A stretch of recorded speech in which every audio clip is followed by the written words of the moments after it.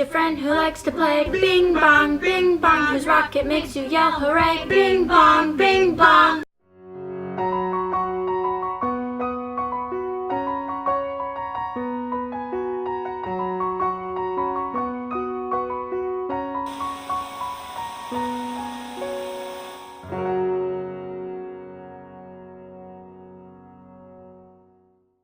Hello everyone, my name's Kimmi and welcome to my new episode of Magic Mirror. For those of you who don't know what Magic Mirror is, it's a series that I do where I watch a Disney or Pixar film, find a character or two that I relate to, and I talk about it. For the people who watch my series, I haven't put out a video in about 2 weeks, and I want to apologize for that, but also a lot has been going on. As you see, I'm not in my dorm. I'm not even in Chicago right now. I'm home in New Jersey for about a month. I had to move out of my dorm, move into my new apartment in Chicago, and then leave to drive back here and stay here for a month. I apologize that I haven't put out a video, but here I am.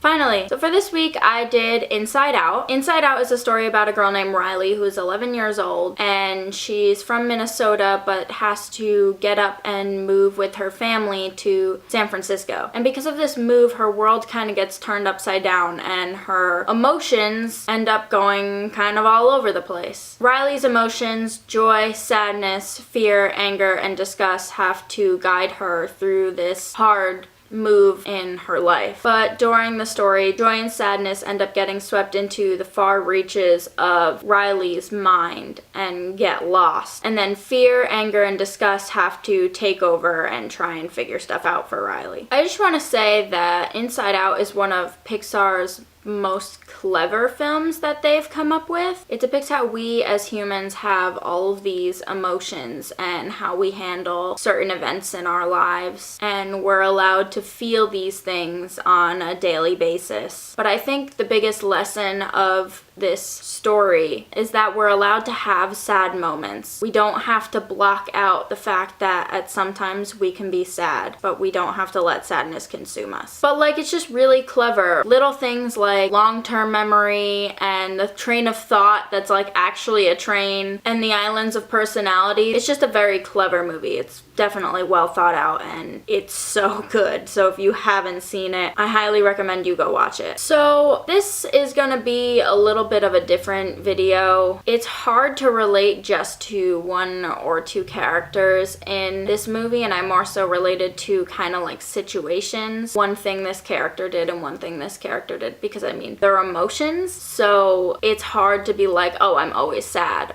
or I'm always, you know, scared. So this one's gonna be a little bit different. Yeah, I'm just gonna roll with it. But one of the little things that I'm gonna start off with is anger, because even though Riley's only 11 years old, anger likes to use curse words or try and use curse words, and I'm somebody who curses way too much.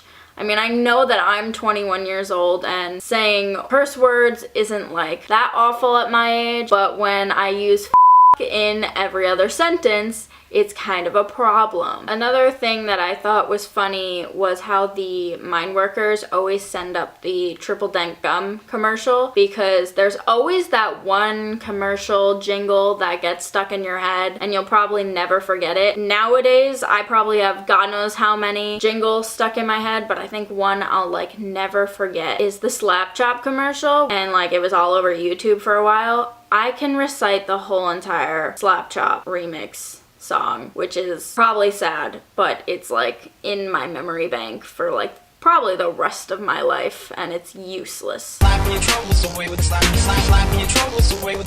So kind of going off what I said earlier on in this video about not letting sadness take over you, a lot of times when I'm upset, I try and cheer myself up, but I also end up making things worse for myself by being like, oh yeah, no, you're fine, yay, oh, go do this, go do that. But like in all actuality, I just have to accept the fact that right now I'm sad. I might not always be sad. I may not be sad in 15 minutes, but I don't need to be happy right now. Joy tries to cheer up sadness by, you know, bringing up all these stories about when Riley laughed so hard, milk came out of her nose, and sadness goes like, oh yeah, that burned and it hurt, and like it ends up making Sadness feel worse by bringing up all these so-called happy memories, but Sadness doesn't see them as happy memories, sees them as like sad memories. In the end, she kind of just ends up being more upset. You may not be sad forever, but you know, you let it ride out and then you'll be okay. Another thing is when things get kind of like hard and stressful for me personally, sadness kind of takes over. Like when I'm stressed, it's like,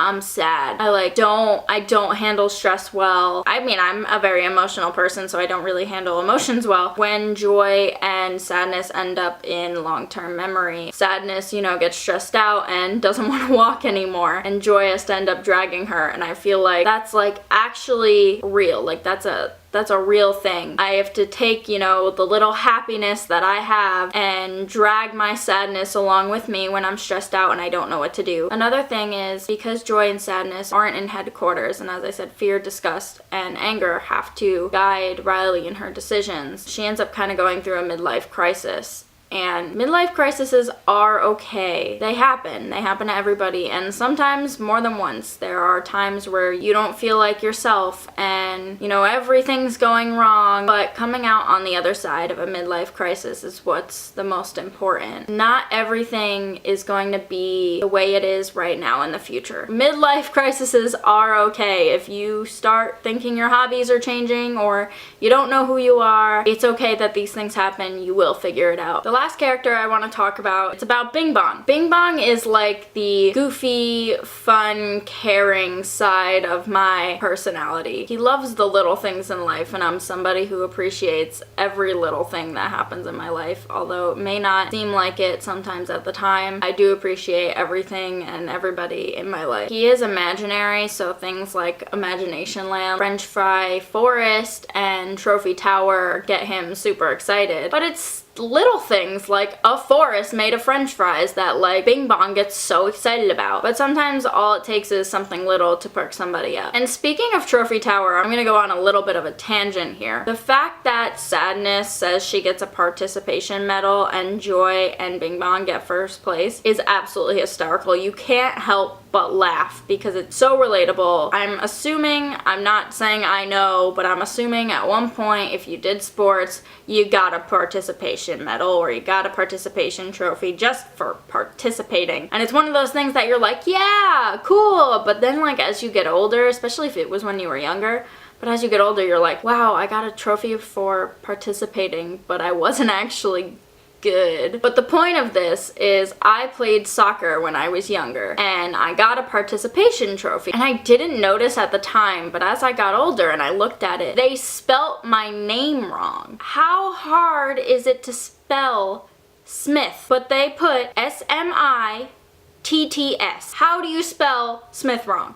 Not that difficult. Going back to my original thing with Bing Bong, he is also somebody who likes to help out the ones that are close to him. And even if it means that it hurts him in the end, he wants to do that for the people that he cares about and loves. Spoiler alert, if you don't want spoilers, if you haven't seen this movie, skip like a couple seconds ahead. If you didn't cry when Bing Bong died in this movie, you have no heart. Because it gets me every single time. Like he just lets himself fade away because he cares so much about Joy getting back up to headquarters to help Riley and save Riley. He just wants what's best for her. It's just such an emotional scene, probably one of the most emotional scenes in the movie, at least I think, other than the fact when Riley comes home to her parents and, you know, they hug and cry and whatever, because that hits home.